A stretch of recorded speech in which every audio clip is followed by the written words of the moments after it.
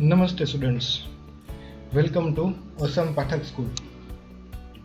અત્યારે જે કોરોનાનો સમયગાળો ચાલી રહ્યો છે, તો આ બીમારીથી બચવા માટે ઘરે રહેવું જરૂરી છે.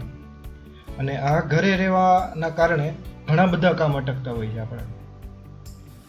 પણ એક વસ્તુ તો છે જ કે કોચિંગ છે, ટીચિંગ, એજ્યુકેશન એ મેળવવા માટેનો એક સરળ અને સિમ્પલ રસ્તો છે કે ઓનલાઈન એજ્યુકેશનની જે સિસ્ટમ શરૂ થઈ છે ઓલ ઓવર ધ વર્લ્ડ, તો એની અંદર આપણે આ બેનિફિટ લઈ શકીએ છીએ. ઓસમ પાઠક સ્કૂલે એક બ્રિજ કોર્સ નામનો એક કોર્સ શરૂ કરેલો છે, ઓનલાઈન બ્રિજ કોર્સ, જેના માટે આપણે કોમર્સના સેક્શનમાંથી અત્યારે ડિસ્કશન થોડુંક કરશું. પણ એ કોમર્સનું ડિટેલ ડિસ્કશન કરતા પહેલા આપણે એ જોઈ લઈએ કે ભાઈ આ જે કંઈ પણ કોર્સની જે સિસ્ટમ છે એ છે શું. જેમ કે બ્રિજ કોર્સ એટલે શું? તો બ્રિજ કોર્સ એટલે એવો કોર્સ કે જે 10th પછી કોમર્સ આ બેને કનેક્ટ કરતો હોય, એનો જે બ્રિજ બનાવે એના માટેનો જે કોર્સ છે. 10મા અને કોમર્સ વચ્ચેનો જે બ્રિજ બનાવે એનો જે કોર્સ છે એ છે આ બ્રિજ કોર્સ. કે તમે 10માં જે કંઈ પણ સબ્જેક્ટ ભણી ગયા એના અને કોમર્સ સબ્જેક્ટ વચ્ચેનું કંઈ કનેક્શન છે, તો એ કનેક્શન જે સમજાવે એ છે બ્રિજ કોર્સ. બરાબર? તો આ પેલી બેઝિક વાત. બીજી વાત, શું કામ કરી ભાઈ અમે બ્રિજ કોર્સ? નવરા બેઠા છીએ, આરામ છે, ખોટા સ્કૂલોમાં અને ક્લાસીસમાં દોડાદોડી બહુ કરી 10મા ધોરણ આખામાં, અને અત્યારે પાછો વેકેશન છે, ઘરે રહેવાનું છે, તો એમાંય બ્રિજ કોર્સ કરવાનો? તો એના કંઈક ફાયદા છે તો અમે કરી, સાચી વાત છે.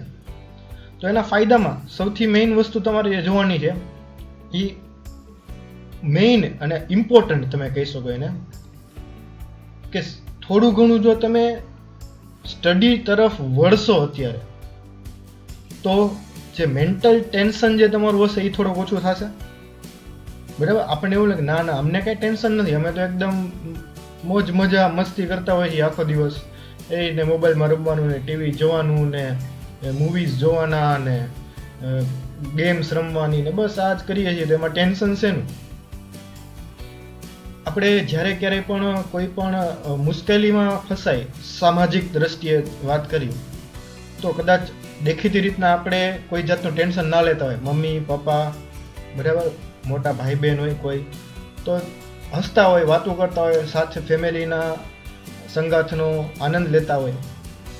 પણ એક મનના અંદર ખૂણે ટેન્શન હોય, તો આ ટેન્શનને થોડીક વાર માટે ભૂલી જવું હોય તો અત્યારે આ બ્રિજ કોર્સ. ઓકે, આ તો એક અત્યારની સિચ્યુએશન છે એટલે ફાયદો છે, બાકી બીજો કોઈ ફાયદો ખરો?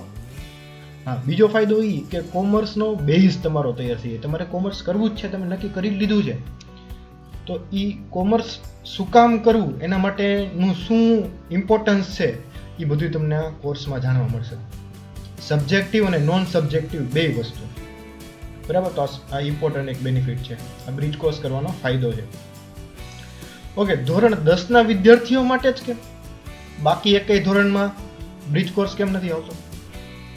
તો એક યાદ રાખજો, ધોરણ 10 પછી તમારે 3 પાર્ટ પડી જતા હોય છે. એક સાયન્સ, કોમર્સ અને આર્ટ્સ. તો આના સિવાય પણ હજી ઘણા બધા છે, પણ મેઇન આ 3 છે. બરાબર? તો આ 3માં બાયફર્ગેશન શું છે? અત્યારે 10ના ધોરણમાં તમે રેગ્યુલર જે બધું ભણતા એ બધું મિક્સ આવતું. બરાબર?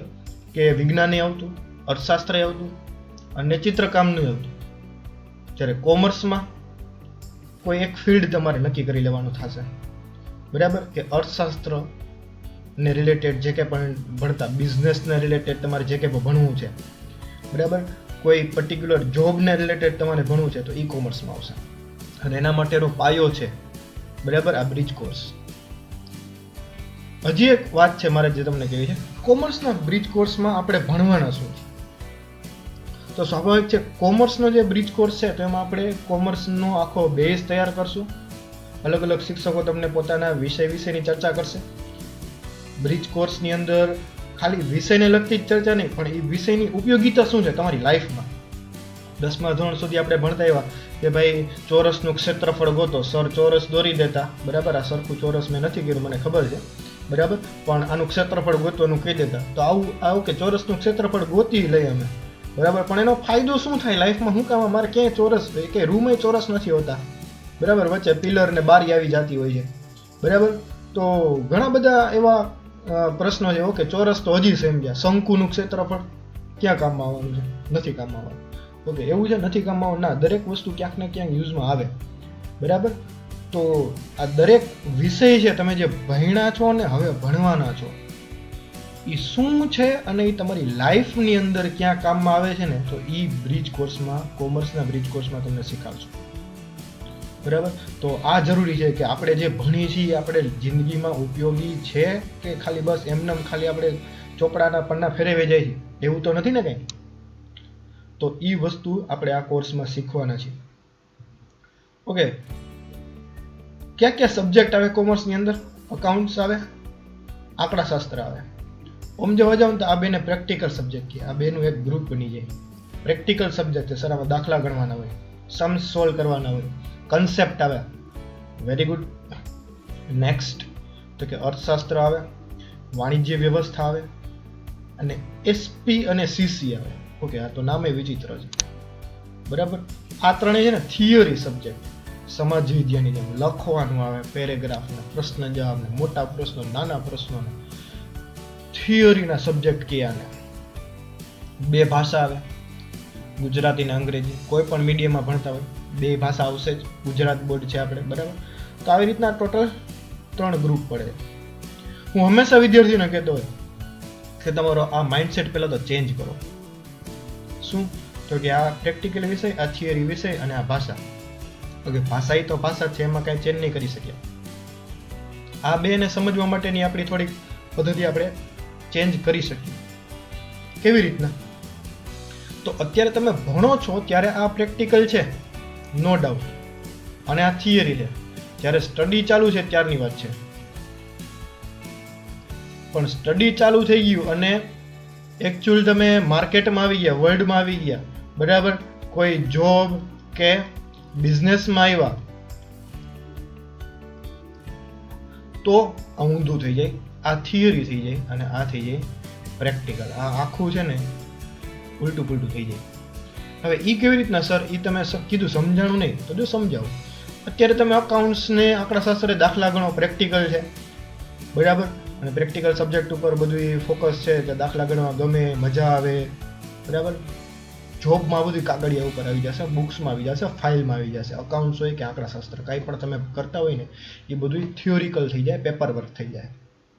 જ્યારે અત્યારે તમે ભણો છો ત્યારે અર્થશાસ્ત્ર, વાણિજ્ય વ્યવસ્થા, એસપીસીસી લખવા વાંચવાનું, પેરેગ્રાફ, બરાબર, યાદ રાખવાનું એવું બધું આવે. જ્યારે જોબ કે બિઝનેસમાં અર્થશાસ્ત્ર તો પ્રેક્ટિકલ, વાણિજ્ય વ્યવસ્થા પ્રેક્ટિકલ, એસપી અને સીસી પ્રેક્ટિકલ થઈ જશે, બરાબર. એ ક્યાંય કાગળિયા ઉપર કેમ ન હોય, તમારી આજુબાજુ ચારે બાજુ, ઘરમાં, બારે, રસ્તા ઉપર, ઓફિસમાં, બરાબર, જોબ ઉપર, કંપનીમાં, બધી જગ્યાએ 3 વિષય સતત તમને જોવા મળશે, સતત, બરાબર.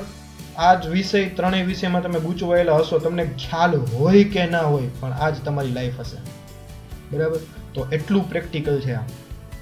અને એમાંથી મારે જે ટોપિક માટે આજે ડિસ્કશન કરવું છે ને, એ ટોપિક છે આ, કે જે સૌથી વિચિત્ર છે, એસપી અને સીસી. તો આ છે શું? ઓકે, 2 મીડિયમ, ઇંગ્લિશ મીડિયમ ને ગુજરાતી મીડિયમ, 2 વિશે આપણે થોડી ચર્ચા કરશું. આ 2માં આવે જ છે, તો 2 વિશેની થોડી ચર્ચા કરશું. પહેલા તો સર આનું નામ તો સમજાવો. તો આનું આખું નામ છે વાણિજ્ય પત્ર વ્યવહાર અને સેક્રેટરી પ્રેક્ટિસ. અને ઇંગ્લિશમાં જોઈને તો આનું નામ આવશે commercial correspondence and secretarial practice, એટલે કે સીસી એન્ડ એસપી, બરાબર. નોર્મલી અને બોલતા હોય છે બધા એસપીસીસી. કોઈ પણ સ્કૂલમાં કે ક્યાંય તમે જાઓ તો આ જ રીતના હોય, પણ એનું એકચ્યુઅલ નામ છે CC and SP, commercial correspondence and secretary practice. Secretary પ્રેક્ટિસને ગુજરાતીમાં પણ સેક્રેટરી પ્રેક્ટિસ જ કહે છે, પણ કોમર્શિયલ કોરસ્પોન્ડન્સને ગુજરાતીમાં કહે છે વાણિજ્ય પત્ર વ્યવહાર.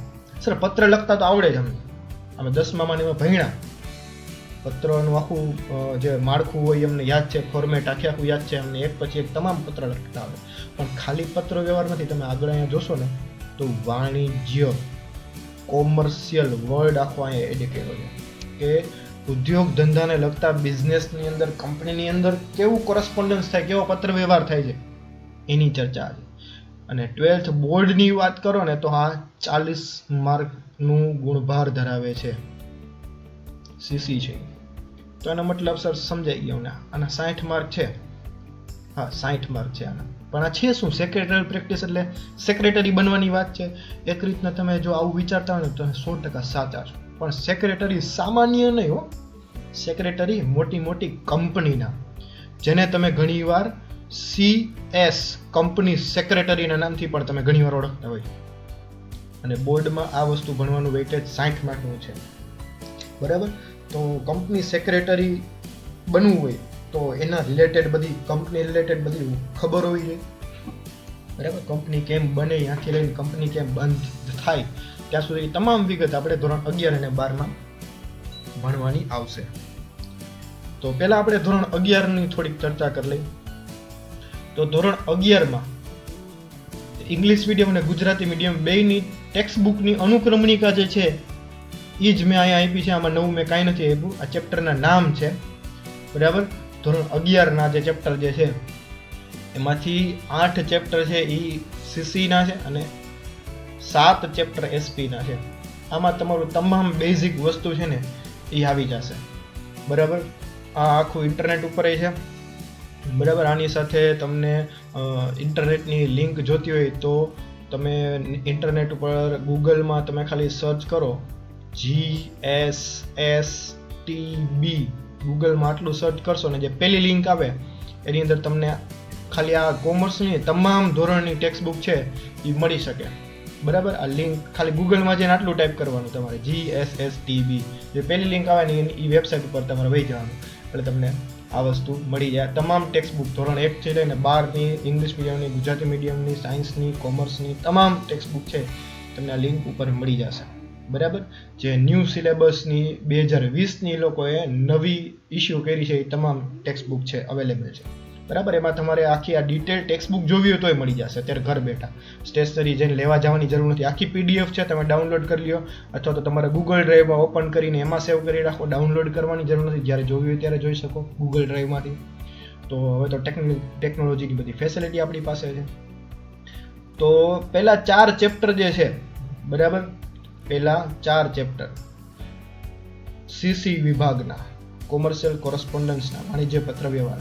આ પહેલા જે 4 ચેપ્ટર છે એ શું છે?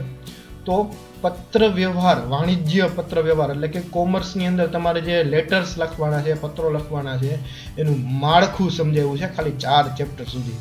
જો કેટલું ડિટેલ હશે, કેટલી ઝીણવટથી આ વસ્તુ એ લોકો સમજાવતા હશે, અને ખરેખર એવું છે, બરાબર. આ વસ્તુ તમે ભણવાનું શરૂ કરશો ત્યારે તમને ખ્યાલ આવશે કે આની ઇમ્પોર્ટન્સ શું છે. અત્યાર સુધી જે પત્ર ભણ્યા ને હવે જે પત્ર ભણી આ બેમાં આટલો બધો તફાવત છે, આવી તો કોઈથી ખબર નહોતી. પત્રમાં આવી વસ્તુનું ધ્યાન રાખવું પડે. અને પછી 4 ચેપ્ટર પ્રેક્ટિકલ પત્ર લખવા માટેના છે. અલગ અલગ પ્રકારના પત્રો આ 4 ચેપ્ટરમાં આવશે, બરાબર, કે જેના નામ તમે વાંચી શકો છો. આ પ્રકારના પત્રો આ દરેક ચેપ્ટરની અંદર હશે. અને વિભાગ 2 જે છે સેક્રેટરી પ્રેક્ટિસ, બરાબર, એના દરેક ચેપ્ટર યુનિક છે. જેમ કે પહેલું તો સિમ્પલ જોવા જાવ તો બેઝિક છે, meaning and type of secretary, બરાબર, એનો અર્થ અને પ્રકાર, બરાબર. કંપની સેક્રેટરી જે મેં આગળ આપણે કીધું આખો કોર્સ જે આવે છે CS, તો એ કંપની સેક્રેટરી શું છે ને કેવી રીતના બનાવીને માટે શું જોઈને એની બધી વિગત છે આની અંદર. એના પછીથી એટલે કે ચેપ્ટર નંબર 3 થી આ SP નું ઇન્ટ્રોડક્શન થઈ ગયું. પહેલા 2 ચેપ્ટર, ચેપ્ટર નંબર 3, 4, 5 અને 6 આમાં ડાયરેક્ટ કંપની લો, કંપની ધારા, ભારતીય કંપની ધારા 2013ની તમામ વિગતો આની અંદર છે. એટલે આખો કંપની ધારો તો ન હોય, આખો કંપની ધારો તો 600-650 પેજથી વધારે મોટો છે, બરાબર. પણ આની અંદર એની તમારે અમુક વિગતો આવે છે કે કંપની બનાવવી હોય તો ચેપ્ટર 3 છે. કંપની બનાવવા માટે જરૂરી ડોક્યુમેન્ટ્સ કયા, તો આ 3 ડોક્યુમેન્ટ છે એ જરૂરી છે કંપની બનાવવા માટે, બરાબર. Memorandum of association, article of association અને પ્રોસ્પેક્ટસ, જેને ગુજરાતીમાં કહેવાય છે આવેદનપત્ર, નિયમનપત્ર અને વિજ્ઞાપનપત્ર. અને છેલ્લું જે ચેપ્ટર છે, ઓકે સર, આ અમે ક્યાંક સાંભળેલું છે, share capital, types of share. Share શબ્દ સર અમે સાંભળેલો છે. સાંભળેલો ક્યાં? તો કે સર ટીવીમાં શેર બજારની ચેનલ આવતી હોય. તો એના વિશે તમારે શીખવાની શરૂઆત જે છે એ શેર બજારનો બેઝ જે છે, પાયો જે છે, એ આ 7મું ચેપ્ટર છે.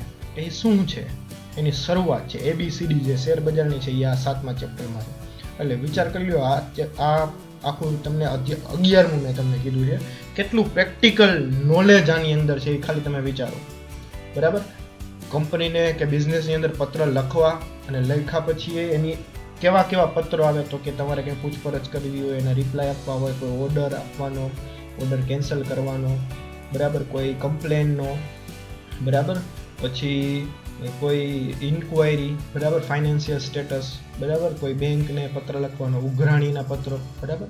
તો આ બધું પ્રેક્ટિકલ બિઝનેસમાં કામ આવે. જો તમારા રિલેટિવમાં કે તમારે ફેમિલીમાં બિઝનેસ હોય તો તમને ખ્યાલ છે, આવા પૂછશો તમે એ લોકોને કે આવા પત્ર આવે છે, તો એ લોકો કહેશે કે આવા પત્ર આવે છે, એ લખવા પડે, બરાબર. અને એનો કઈ જગ્યાએ કયા પત્રનો ઉપયોગ કરવો ને, એ બુદ્ધિ વાપરવાની વાત છે, બરાબર. કે જ્યાં પૂછપરછ હોય, એમથી કામ પતી જતું, અહીંયા દાવો કે ફરિયાદ ના કરાય, બરાબર. તો અમુક વસ્તુ છે એ વિચારવા જેવી. અને એના પછીની જે પાર્ટ 2 છે, પહેલા 2 ચેપ્ટર બેઝ ભણી લો, પછી કંપનીની સ્થાપના અને એના બધા કાયદાકીય કાગળિયા ડોક્યુમેન્ટ્સ બધાય, અને શેર બજારનું બેઝ, શેર કેપિટલ શું છે, અને શેરના પ્રકાર કેવા કેવા છે, ટોટલી પ્રેક્ટિકલ સબ્જેક્ટ તમે કહો ને, એ છે આ SPCC ધોરણ 11, બરાબર.